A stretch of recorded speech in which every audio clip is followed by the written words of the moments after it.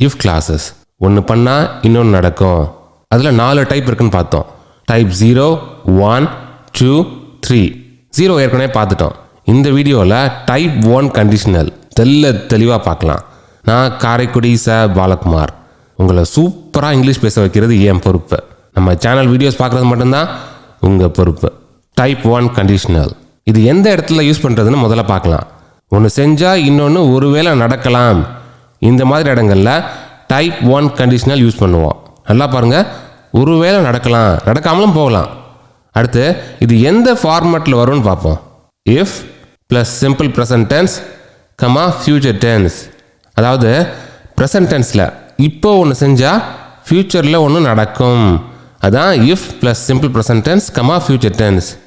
If கூட simple present டென்ஸில் வர்றது ஒரு கண்டிஷன். ஃபியூச்சர் டென்ஸில் வர்றதுக்கு பேர் எண்ட் ரிசல்ட், மெயின் கிளாஸ்.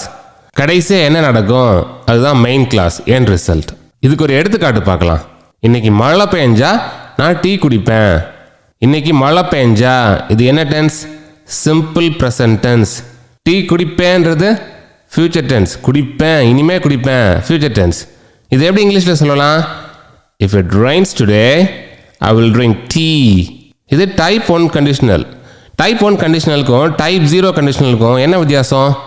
இதே எடுத்துக்காட்டை வச்சே பார்ப்போம். மழை பெஞ்சா நான் டீ குடிப்பேன். எப்போ மழை பெஞ்சாலும் நான் டீ குடிப்பேனா? எப்போவுமே என் ரிசல்ட் ட்ரூவாக இருக்குமா? இது என்னோட பழக்கமா? இல்லை ஒரு ஃபேக்டா? இல்லை ஜென்ரல் ட்ரூத்தா? அப்போது அது டைப் 0 கண்டிஷனல். டைப் 0 கண்டிஷனல்னால் எப்படி இருக்கும்? If plus simple present tense comma simple present tense. End result அதாவது மெயின் கிளாஸும் சிம்பிள் ப்ரெசன்ட் டென்ஸில் தான் இருக்கும். இந்த வாக்கியத்தை எப்படி எழுதலாம்? If it rains I drink tea. இப்படி பொதுவாக சொன்னேன்னா இது டைப் 0 கண்டிஷனல். இங்கே இஃப் கண்டிஷன், அதுவும் சிம்பிள் ப்ரெசன்ட் டென்ஸ்.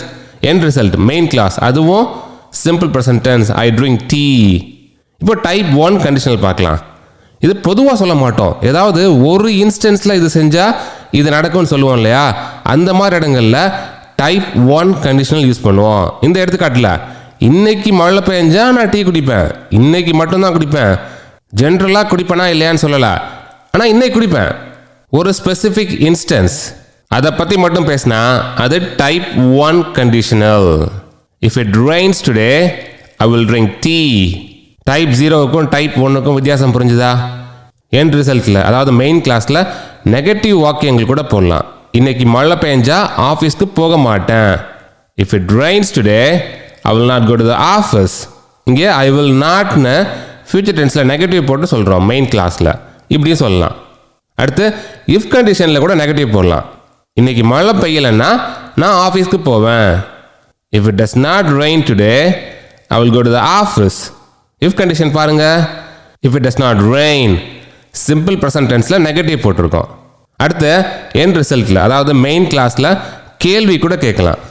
நீ பரீட்சையில் பாஸ் பண்ணிட்டா எனக்கு சாக்லேட் கொடுப்பியா? If you pass your exams will you give me chocolate. இங்கே எண்ட் ரிசல்ட்டில் கேள்வி கேட்குறோம் ஃபியூச்சர் டென்ஸில், கொடுப்பியா? இப்படி எண்ட் ரிசல்ட்டை ஃபியூச்சர் டென்ஸில் போட்டோம்னா அது நடக்கிறதுக்கு வாய்ப்புகள் ரொம்ப அதிகம். இன்னைக்கு மழை பெஞ்சா நான் டீ குடிப்பேன். டீ குடிப்பேன்னா 99% கண்டிப்பாக டீ குடிப்பேன். இந்த மாதிரி வில் போட்டு ஃபியூச்சர் டென்ஸை சொல்கிறது ஒரு விதமான டைப் 1 கண்டிஷனல். வில் இல்லாமல் வேறு மாடல் வெப்ஸும் போட்டு டைப் 1 கண்டிஷனல் வாக்கியங்கள் அமைக்கலாம். முதல் மாடல் வெப் மே. இன்னைக்கு மழை பெஞ்சா ஒருவேளை நான் டீ குடிக்கலாம். ஒருவேளை குடிக்கலாம், குடிக்காமலும் போகலாம், வாய்ப்புகள் கம்மி. If it rains today I may drink tea. May போட்டும் எண்ட் ரிசல்ட் சொல்லலாம். மே போட்டு இது மெயின் கிளாஸ். மைட் கூட போடலாம். If it rains today I might drink tea. இதுக்கும் அதே அர்த்தம் தான். டீ குடிக்க இன்னும் வாய்ப்பு குறைச்சு. கேன் என்ற மாடல் வெப் கூட போடலாம்.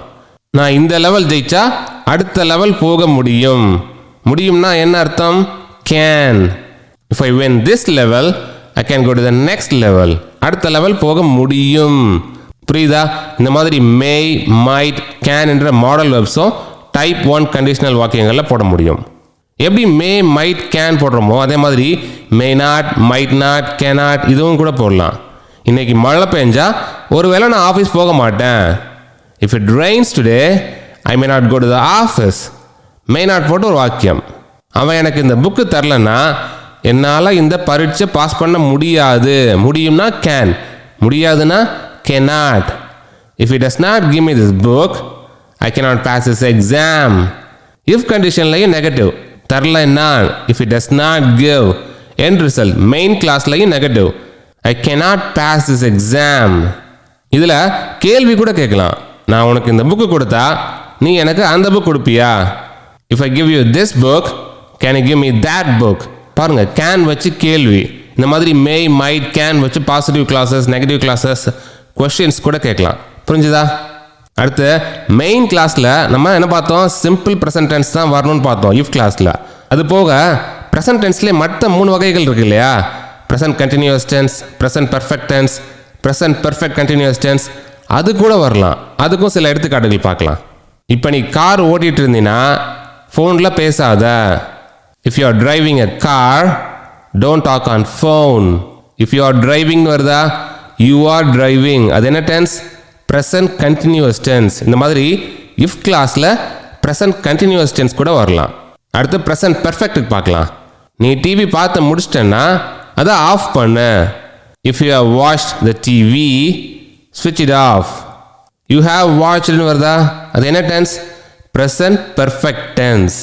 அடுத்து present perfect continuous tenseக்கு ஒரு எக்ஸாம்பிள் பார்க்கலாம். நீ காலையிலேருந்து டிவி பார்த்துட்டு இருக்கன்னா ஆஃப் பண்ணாத. If you have been watching the TV since morning, switch it off. பாருங்க, you have been watching வருது, அது என்ன tense? present perfect continuous tense. புரிஞ்சுதா?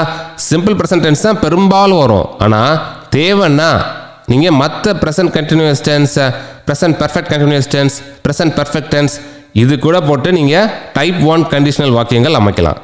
எப்படி மாடல் வெப்ஸை மெயின் கிளாஸில், அதாவது எண்ட் ரிசல்ட்டில் போட்டு எழுதணுமோ அதே மாதிரி இஃப் கிளாஸில் கூட போடலாம். எடுத்துக்காட்டுக்கு, நீ அங்கே போகணும்னா போ. If you must go there, just go. இங்கே பாருங்கள், இஃப் கிளாஸ் பாருங்கள். இஃப் யூ மஸ்ட் கோ, மஸ்ட்ன்றது என்னது? Modal verb.